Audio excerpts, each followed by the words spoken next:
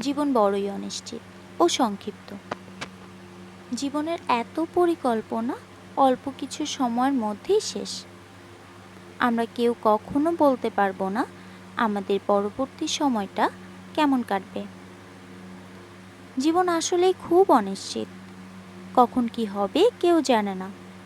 আমরা যত পরিকল্পনাই করি না কেন, সময়ের স্রোত সব বদলে দিতে পারে এক মুহূর্তেই।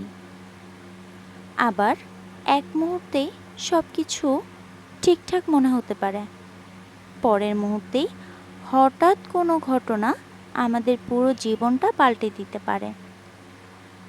এই অনিশ্চয়তাই জীবনের রহস্যময় করে তোলে।